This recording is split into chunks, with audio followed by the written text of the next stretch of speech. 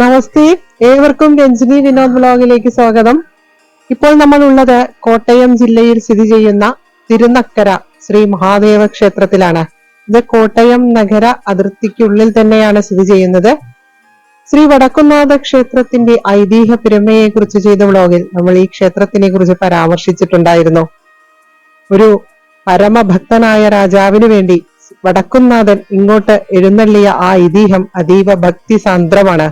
നമുക്കിന്ന് ഇവിടെ കുടികൊള്ളുന്ന ആ കൈലാസനാഥന്റെ അനുഗ്രഹത്തോടു കൂടിയാണ് ഇന്ന് ക്ഷേത്രവിശേഷങ്ങളിലേക്ക് കടന്നു ചെല്ലേണ്ടത്. 108 ശിവാലയങ്ങളിൽ ഉൾപ്പെട്ട ഈ അതിപുരാതനമായ ക്ഷേത്രത്തെ കുറിച്ച് ഭഗവാന്റെ ആ അനുഗ്രഹത്തോടു കൂടി നമുക്കിന്ന് പറഞ്ഞു തുടങ്ങാം. കോട്ടയം നഗരഹൃദയത്തിൽ തന്നെ സ്ഥിതി ചെയ്യുന്ന തിരുനക്കര ശ്രീ മഹാദേവ ക്ഷേത്രം പരശുരാമ പ്രതിഷ്ഠിതമായ 108 ശിവാലയങ്ങളിൽ ഉൾപ്പെടുന്ന അതിപുരാതനമായൊരു പുണ്യസങ്കേതമാണ്. കോട്ടയം നഗരത്തിൻ്റെ മുഖമുദ്രയായി ഉയരമേറിയ ഭൂവിഭാഗത്തിൽ അഥവാ ഒരു കുന്നിൻ മുകളിൽ സ്ഥിതി ചെയ്യുന്ന ഈ മഹാദേവ ക്ഷേത്രം ശിവാലയ നാമസ്തോത്രത്തിൽ 77ാമതായി പരാമർശിക്കപ്പെട്ടിരിക്കുന്നു. ഇപ്പോൾ തിരുവിതാംകൂർ ദേവസ്വം ബോർഡിന് കീഴിലുള്ള മേജർ ക്ഷേത്രങ്ങളിൽ ഒന്നായ ഈ ക്ഷേത്രം നിർമ്മിച്ചത് തെക്കുംകൂർ രാജവംശമാണ് എന്നാണ് വിശ്വാസം. ചങ്ങനാശ്ശേരി, കാഞ്ഞിരപ്പള്ളി, തിരുവല്ല, കോട്ടയം എന്നീ ദേശങ്ങളുടെ അധിപരായിരുന്ന തെക്കുംകൂർ രാജവംശത്തിൻ്റെ ആസ്ഥാന ദേവനായിരുന്നു തിരുനക്കര ദേവർ. തെക്കുംകൂറിനെ മാർത്താണ്ഡവർമ്മ മഹാരാജാവ് തിരുവിതാംകൂറിൽ ലയിപ്പിക്കുന്നതോടുകൂടി ക്ഷേത്രം തിരുവിതാംകൂർ രാജവംശത്തിൻ്റെ കീഴിലായി മാറി. പ്രഥമ കാഴ്ചയിൽ തന്നെ പ്രൗഢഗംഭീരമായൊരു മഹാക്ഷേത്രത്തിൻ്റെ സൂചനകൾ സമ്മാനിക്കുന്ന ഈ പുണ്യഭൂമിയിൽ കൈലാസനാഥൻ കിഴക്ക് ദർശനമായി അതീവ ശാന്തഭാവത്തിൽ പാർവതീ സമേതനായി പരിലസിക്കുന്നു. തൃശൂരിൽ സ്ഥിതി ചെയ്യുന്ന ദക്ഷിണ കൈലാസം എന്ന ശിവാലയ നാമസ്തോത്രത്തിൽ ഒന്നാമതായി പരാമർശിക്കപ്പെടുന്ന ശ്രീ വടക്കുംനാഥ ക്ഷേത്രവുമായി തിരുനക്കര ക്ഷേത്രത്തിൻ്റെ ഐതിഹ്യം ബന്ധപ്പെട്ടിരിക്കുന്നു. ശ്രീ വടക്കുംനാഥന്റെ നിതാന്ത ഭക്തനായൊരു തെക്കുംകൂർ രാജാവുണ്ടായിരുന്നു അത്രേ. എല്ലാ മാസവും തിങ്കൾ ഭജനത്തിനായി അദ്ദേഹം ശ്രീ വടക്കുംനാഥ ക്ഷേത്രത്തിൽ എത്തുക പതിവായിരുന്നു. എത്രയോ കാലങ്ങളായി ശ്രീ വടക്കുംനാഥ ദർശനം മുടങ്ങാതെ നടത്തിപ്പോന്ന ആ തമ്പുരാന് പ്രായമേറിയപ്പോൾ രോഗപീഠകൾ കാരണം യാത്രകൾ ബുദ്ധിമുട്ടായി മാറി. എന്നാലും ഭഗവത് ദർശനം മുടക്കുവാൻ അദ്ദേഹത്തിന് മനസ്സ് വന്നതേയില്ല. ഒരിക്കൽ തീരെ വയ്യാതിരുന്നിട്ടും പരസഹായത്തോടുകൂടി ശ്രീ വടക്കുംനാഥ സമക്ഷം അദ്ദേഹം എത്തിച്ചേർന്നു. ഭഗവാന്റെ ആ തിരുമുമ്പിൽ എത്തിയപ്പോൾ അദ്ദേഹം ശരിക്കും കരഞ്ഞുപോയി. ഭഗവാനെ, ശ്രീ വടക്കുംനാഥ, എനിക്കിനി അവിടുത്തെ ദർശിക്കുവാൻ ഇനിയിങ്ങനെ വരുവാൻ സാധിക്കുമെന്ന് തോന്നുന്നില്ലല്ലോ. ഭഗവാനെ കാണാതെ ജീവിക്കുക എന്നത് എനിക്ക് ആലോചിക്കുവാൻ പോലും പറ്റുന്നില്ല. അതിനാൽ എന്നെ അവിടുത്തെ ആ തൃപ്പാദങ്ങളിൽ എത്രയും പെട്ടെന്ന് ചേർക്കണേ എന്നിങ്ങനെ കരഞ്ഞു പ്രാർത്ഥിച്ച് ആ ഭക്തൻ അന്ന് ഇങ്ങനെ കിടന്നുറങ്ങിയപ്പോൾ സാക്ഷാൽ ശ്രീ മഹാദേവന്റെ ദർശനം സ്വപ്നത്തിൽ ആ ഭക്തന് ലഭിച്ചു. ജടാഭാരങ്ങൾ, ത്രിനയനങ്ങൾ, മാൻ, ത്രിശൂലം, ഢമരു, കപാലം, മറ്റായുധങ്ങൾ, സർപ്പാഭരണങ്ങൾ, വ്യാഘ്രചർമ്മത്തിൻ്റെ ഉടയാടകൾ എന്നിങ്ങനെ ശൈവചിഹ്നങ്ങളോടുകൂടി അനേകം സൂര്യന്മാരുടെ പ്രഭയോടുകൂടി പരിശോഭിക്കുന്ന ക്ഷിപ്രപ്രസാദിയായ ശ്രീ പരമേശ്വരൻ ഘനഗംഭീരമാർന്ന ശബ്ദത്തിൽ ഇങ്ങനെ അരുളി ചെയ്തു: എന്നെ കാണുവാനായി ഇനി അങ്ങ് ഇങ്ങോട്ട് വരണമെന്നില്ല. ഞാൻ നക്കരക്കുന്നിൽ അവതരിച്ചോളാം. എൻ്റെ പുരോഭാഗത്ത് വൃഷഭനും പശ്ചിമഭാഗത്ത് വെളുത്ത തെച്ചിയും ഉണ്ടാകും. അവിടെ ഒരു ക്ഷേത്രം പണിത് എന്നെ ആരാധിക്കുക. അത് അതിപ്രശസ്തമായൊരു ക്ഷേത്രമായി മാറും എന്നൊക്കെ ഇങ്ങനെ ഭഗവാൻ അരുളി ചെയ്തു. ഭഗവാന്റെ ആ തിരുമൊഴികൾ കേട്ട് ഞെട്ടി ഉണർന്ന ആ മഹാഭക്തനായ രാജാവ് ഏറെ സന്തോഷത്തോടുകൂടി നാട്ടിലേക്ക് തിരിച്ചു പോന്നു. വഴിക്ക് വെച്ച് വൈക്കത്തപ്പനെ ദർശിക്കുവാൻ കയറിയ അദ്ദേഹം അവിടെ വെച്ച് കണ്ടുമുട്ടിയ ദാരിദ്ര്യത്താൽ അവശനായ പേരപ്പറമ്പ് നമ്പൂതിരിയെ കൂടെ കൂട്ടി. അന്ന് നൽക്കര കുന്ന് അഥവാ നക്കര കുന്ന് എന്നറിയപ്പെട്ടിരുന്ന ഈ കുന്ന് വൻമരങ്ങളും വള്ളിപ്പടർപ്പുകളും വന്യമൃഗങ്ങളും ഒക്കെ നിറഞ്ഞ് മനുഷ്യസ്പർശമില്ലാതെ ഇങ്ങനെ കിടക്കുന്ന സമയമായിരുന്നു. അങ്ങനെയിരിക്കെ ഒരിക്കൽ ഇവിടെ അടുത്തുള്ള സ്വാമിയാർ മഠത്തിൽ ചാതുർമാസ്യം കഴിയുന്നതിനോടനുബന്ധിച്ചുള്ള സദ്യയ്ക്ക് ആവശ്യമുള്ള ചേന, ചേമ്പ് എന്നിവ എടുക്കുന്നതിനായി മഠത്തിലുള്ളവർ ഈ നക്കരക്കുന്നിലെത്തി കിളയ്ക്കുമ്പോൾ അവരുടെ മൺവെട്ടി ഒരു ശിലയിൽ തട്ടി അവിടെ നിന്നും രക്തം പൊടിയുകയും ഈ വിവരം രാജാവിനെ അറിയിക്കുകയും അങ്ങനെ അദ്ദേഹം പരിവാരസമേതം ഇവിടെ എത്തിച്ചേർന്ന് നോക്കുമ്പോൾ കാണുന്നത് സ്വപ്നത്തിൽ ഭഗവാൻ പറഞ്ഞ പോലെ തന്നെ സ്വയംഭൂവായൊരു ശിവലിംഗവും മുൻപിലായൊരു വൃഷഭവും സ്വൽപ്പം വടക്കോട്ട് മാറി വായുകോണിലായി വെള്ളച്ചെത്തിയെയുമാണ്. പരമഭക്തനായ തമ്പുരാൻ ഈ ദിവ്യദർശനത്തിൻ്റെ പരമാനന്ദത്തിൽ പഞ്ചാക്ഷരി ഉച്ചത്തിൽ ജപിച്ചുകൊണ്ട് ഭഗവാന് നന്ദി പറയുന്നു. അങ്ങനെ ആ രാജാവ് മഹത്തായൊരു ക്ഷേത്രം നിർമ്മിച്ച് ശാന്തിക്കാരനായി പേരെപ്പറമ്പിനെയും തന്ത്രം തരണനല്ലൂർ മനക്കാരെയും ഏൽപ്പിക്കുന്നു. സ്വയംഭൂവായ ശിവലിംഗം ആദ്യം ചെന്ന് കണ്ടത് ചെങ്ങഴശ്ശേരി മൂസതും രണ്ടാമതായി കണ്ടത് പുന്നശ്ശേരി മൂസതുമാണ്. ആയതിനാൽ അവർക്ക് രണ്ടുപേർക്കും ദൈനംദിന ഭരണത്തിനുള്ള അവകാശവും രാജാവ് നൽകുന്നു.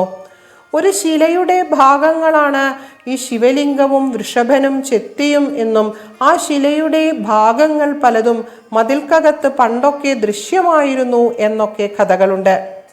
ഉപദേവതാ സ്ഥാനമുള്ള നിത്യവും നേദ്യമുള്ള തിരുനക്കരത്തേവരുടെ വൃഷഭനുമായി ബന്ധപ്പെട്ട ഒരു കഥ ഐതിഹ്യമാലയിലുണ്ട്. ഇവിടെ ശിവപ്രതിഷ്ഠയ്ക്ക് ശേഷം ഈ ദേശത്തുള്ള കൃഷിയിടങ്ങളിൽ ഒരു വെള്ളക്കാള രാത്രികാലങ്ങളിൽ വന്ന് നെല്ല്, കാർഷിക വിഭവങ്ങൾ എന്നിവയെല്ലാം തിന്നു നശിപ്പിക്കുവാൻ തുടങ്ങി. എവിടെ നിന്നാണ് ഈ കാള വരുന്നത് എന്ന് ആർക്കും അറിഞ്ഞുകൂടാ. ഒരിക്കൽ നല്ല നിലാവുള്ളൊരു രാത്രി ഈ വെള്ളക്കാളയെ കണ്ട ഉടനെ തന്നെ ഒരാൾ കല്ലെറിഞ്ഞ് മുറിവേൽപ്പിച്ചു. അന്ന് രാത്രി തെക്കുംകൂർ രാജാവിന് ഒരു സ്വപ്നദൃശ്യമുണ്ടായി. രാജാവേ, ഞാൻ ഭഗവാന്റെ വാഹനമല്ലേ, എനിക്കും നിവേദ്യം അങ്ങ് നൽകേണ്ടതല്ലേ? അങ്ങയുടെ ഒരു പ്രജയുടെ ഏറുകൊണ്ട് എനിക്ക് ഇന്ന് മുറിവ് വരെ ഏൽക്കേണ്ടി വന്നു എന്നൊരു വെള്ളക്കാള ഇങ്ങനെ സ്വപ്നത്തിൽ വന്ന് പറയുന്നതായി രാജാവിന് തോന്നി. പിറ്റേന്ന് ദേവപ്രശ്നമൊക്കെ വെച്ചു നോക്കി. അപ്പോഴാണ് അദ്ദേഹത്തിന് കാര്യം മനസ്സിലാവുന്നത്. അന്നു മുതൽ ഭഗവാന്റെ ആ നന്ദികേശ്വരന് നിവേദ്യം സമർപ്പിക്കുന്നത് ഇന്നും ഇവിടെ തുടരുന്നു. കാളയ്ക്ക് ഏറുകൊണ്ട സ്ഥലം കാളഖണ്ഡം എന്നറിയപ്പെടുന്നു. ആ സ്ഥലം അപ്പോൾ തന്നെ നന്ദികേശ്വരൻ്റെ നിവേദ്യ സമർപ്പണത്തിലുള്ള വകയ്ക്കായി ക്ഷേത്രത്തിലേക്ക് രാജാവ് എഴുതി വെച്ചു എന്നും പറയപ്പെടുന്നു. മണ്ഡപത്തിൽ സ്ഥിതി ചെയ്യുന്ന ഈ വൃഷഭത്തിൻ്റെ മുതുകത്ത് കുരു വന്നു പൊട്ടിയാൽ ലോകത്തിന് അത്യാപത്താണ് വരാൻ പോകുന്നത് എന്നൊരു വിശ്വാസവും നിലനിന്നിരുന്നു. വിശാലമായ ക്ഷേത്രമൈതാനം, 4 ഏക്കർ വിസ്തൃതമായ ക്ഷേത്രഭൂമി, 4 ക്ഷേത്ര ഗോപുരങ്ങൾ, ആനപ്പള്ള മതിൽ, കൂത്തമ്പലം, ആനക്കൊട്ടിൽ, സ്വർണധ്വജം, ബലിക്കൽപുര, ബലിക്കല്ല്, ചുറ്റമ്പലം, നമസ്കാരമണ്ഡപം എന്നിങ്ങനെ ക്ഷേത്ര കാഴ്ചകൾ ഓരോ അണുവിലും പ്രൗഢിയും ചൈതന്യവും കാത്തു സൂക്ഷിക്കുന്നു. മുഖമണ്ഡപത്തോടു കൂടിയ ഇരുനില ചതുര ശ്രീകോവിലിൽ ദിവ്യമായ സ്വയംഭൂ ശിവലിംഗത്തിൽ തിരുനക്കരത്തേവരായി കൈലാസനാഥൻ ദർശനമരുളുന്നു. ശിവലിംഗത്തിനടുത്ത് ഇടതുഭാഗത്ത് ചെറിയ പാർവതീദേവിയുടെ പ്രതിഷ്ഠയുണ്ട്. ശ്രീകോവിലിന് പിറകിൽ പാർവതീ സങ്കല്പത്തിൽ വിളക്ക് തെളിയിച്ചു വെച്ചിട്ടുമുണ്ട്.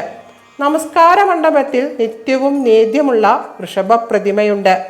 പശ്ചിമഭാഗത്തുള്ള വെള്ളത്തെച്ചിയുടെ താഴെയും വിളക്ക് തെളിയിച്ചു വെച്ചിട്ടുണ്ട്. അവിടെ ആദ്യം സർപ്പപ്രതിഷ്ഠകളും ഉണ്ടായിരുന്നുവത്രേ. നാലമ്പലത്തിന് പുറത്ത് ശ്രീ വടക്കുംനാഥ പ്രതിഷ്ഠയുണ്ട്. ഭഗവാന്റെ ശ്രീകോവിലിനു മുമ്പിൽ നമസ്കാര മണ്ഡപവും അവിടെ നന്ദികേശ്വരനുമുണ്ട്. പിന്നെ ഗണപതി, ശാസ്താവ്, ഭദ്രകാളി, സുബ്രഹ്മണ്യൻ, ഭഗവതി, ബ്രഹ്മരക്ഷസ് എന്നീ ഉപദേവതമാരും വളരെ വലിയ ഒരു സർപ്പക്കാവും ഈ മതിൽക്കകത്തുണ്ട്. അതിമനോഹരമായ ദാരുശില്പങ്ങളും ചുമർചിത്രങ്ങളും അടക്കം ഈ ക്ഷേത്രത്തിൻ്റെയും ഇവിടെയുള്ള കൂത്തമ്പലത്തിൻ്റെയും ഒക്കെ ശില്പചാതുരി അതിമനോഹരമാണ്, പ്രൗഢഗംഭീരവുമാണ്. ഈ ക്ഷേത്രത്തിലെ ബ്രഹ്മരക്ഷസിന്റെ പ്രതിഷ്ഠയ്ക്കും ഒരു കഥയുണ്ട്. തെക്കുംകൂർ രാജാവിൻ്റെ വിശ്വസ്തനായിരുന്ന ഒരു പുന്നശ്ശേരി മൂത്തത് തന്നെ ചതിച്ചു എന്ന് രാജാവിന് മനസ്സിലാവുകയും ആ മൂത്തതിനെ വധിക്കുവാൻ രാജാവ് സൈനികരോട് രഹസ്യമായി കൽപ്പിക്കുകയും ചെയ്തു. ഇതറിഞ്ഞ മൂത്തത് തനിക്ക് പകരമായി ശീവേലി എഴുന്നള്ളിപ്പിനായി പോകുവാൻ കീഴ്ശാന്തിയായ മടിപ്പള്ളി നമ്പൂതിരിയെ ഏൽപ്പിക്കുന്നു. അങ്ങനെ മൂത്തതിന് പകരമായി വധിക്കപ്പെടുന്നത് കീഴ്ശാന്തിയാണ്. ഇതറിഞ്ഞ കീഴ്ശാന്തിയുടെ പത്നിയായ അന്തർജനം ക്ഷേത്ര നടയിൽ വന്ന് ദേഹത്യാഗം ചെയ്യുകയും അങ്ങനെ ആ ഇല്ലം അന്യം നിന്നു പോവുകയും ചെയ്തുത്രേ. കീഴ്ശാന്തിയുടെ ആത്മാവ് രക്ഷസായി ഈ പ്രദേശങ്ങളിൽ പലവിധ ഉപദ്രവങ്ങളും ഉണ്ടാക്കിയപ്പോഴാണ് അതിനെ ആവാഹിച്ച് ബ്രഹ്മരക്ഷസായി ഇവിടെ കുടിയിരുത്തുന്നത്. പിന്നീട് ഈ ക്ഷേത്രത്തിൽ അന്തർജനങ്ങൾ പ്രവേശിക്കരുത് എന്നും മൂത്തതുമാർ എഴുന്നള്ളിക്കരുത് എന്നും തെക്കുംകൂർ രാജാവ് ഉത്തരവിട്ടു എന്നും ആ പതിവ്രതയായ അന്തർജനത്തിൻ്റെ ശാപമാണ് തെക്കുംകൂർ രാജവംശത്തിൻ്റെ പതനത്തിന് കാരണമായത് എന്നൊക്കെ കഥകളുണ്ട്.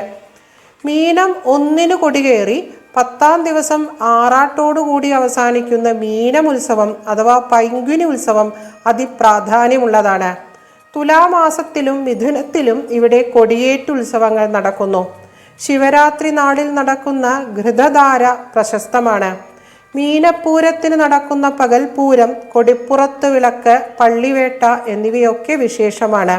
തിരുവാതിര, മണ്ഡലം ചിറപ്പ് മഹോത്സവം, നവരാത്രി, കന്നിമാസത്തിലെ ആയില്യം, സ്കന്ദഷഷ്ഠി എന്നിങ്ങനെ വേറെയും ആണ്ടുവിശേഷങ്ങൾ ഇവിടെയുണ്ട്. പ്രദോഷം പ്രാധാന്യമുള്ളതാണ്. ക്ഷീരധാര, അഷ്ടാഭിഷേകം, ആയില്യം പൂജ, മൃത്യുഞ്ജയ ഹോമം, സൂക്താർച്ചനകൾ, എള്ളുപായസം, കൂട്ട നമസ്കാരം, മുഴുക്കാപ്പ് എന്നിങ്ങനെ ഒത്തിരി വഴിപാടുകൾ ഇവിടെയുണ്ട്. നിത്യേനെ 5 പൂജകളും 3 ശീവേലിയുമുള്ള ഈ മഹാക്ഷേത്രത്തിനടുത്തായി ഒരു സ്വാമിയാർ മഠവും ഒരു ശ്രീകൃഷ്ണ ക്ഷേത്രവും പ്രവേശന കവാടത്തിനരികിലായ ഒരു ഗണപതി പ്രതിഷ്ഠയും ശ്രീ വടക്കുന്നാഥ ക്ഷേത്രത്തിൻ്റെ തേക്കിൻകാട് മൈതാനം പോലെ തന്നെ ഈ ക്ഷേത്രത്തിനു ചുറ്റിലുമായി തിരുനക്കര മൈതാനവും സ്ഥിതി ചെയ്യുന്നു. ശ്രീ വടക്കുന്നാഥൻ തൻ്റെ ഭക്തന് വേണ്ടി എത്തിച്ചേർന്ന് സാന്നിധ്യം ചെയ്യുന്ന ഈ പുണ്യഭൂമി സമ്മാനിച്ച പരമാനന്ദത്തിന് അതിരുകളില്ല. കാരണം ശ്രീ വടക്കുന്നാഥിൻ്റെ ദിവ്യഭൂമിയിൽ നിന്നും എത്തിച്ചേരുന്നവർ ആയതുകൊണ്ട് തന്നെ ആ ആനന്ദത്തിന് മാധുര്യമേറുന്നു. വന്നു കണ്ട് അനുഭവിക്കേണ്ട ഒരു പുണ്യ പൈതൃക ഭൂമി തന്നെയാണിത്. ഭക്തജനങ്ങളെ കാത്തു സംരക്ഷിച്ചുകൊണ്ട് ഭഗവാൻ വാണരുളുന്ന ഈ ദിവ്യഭൂമിക്ക് ശതകോടി സാഷ്ടാംഗ പ്രണാമങ്ങൾ അർപ്പിച്ചുകൊള്ളുന്നു. ഉച്ചരിച്ച ഓരോ അക്ഷരവും തിരുനക്കര വാഴും കൈലാസനാഥൻ്റെ ആ പൊന്നു തൃപ്പാദങ്ങളിൽ അർച്ചനയായി സമർപ്പിക്കുന്നു. തിരുനക്കര ദേവർ നാം ഏവരെയും കാത്തുരക്ഷിക്കട്ടെ. ആനത്തോലുടയാടയാക്കി തുണിയില്ലാഞ്ഞില്ലതേ മാനവും പാനം ചെയ്തു വിഷം കുടിപ്പതിനുമില്ലാഞ്ഞില്ല ദീനത്വവും സ്ഥാനേ നൽ തിരുനക്കരേശ ശിവനെ നീ താനിരക്കുന്നുപോൽ താനുണ്ണാത്തൊരു തേവരെങ്ങനെ വരം നൽകുന്നു ജാനേനനത്തൽ. ഏവർക്കും സർവമംഗളങ്ങൾ ആശംസിക്കുന്നു. ഓം നമഃ ശിവായ. നമഃ പാർവതീപതയേ. ഹര ഹര മഹാദേവ.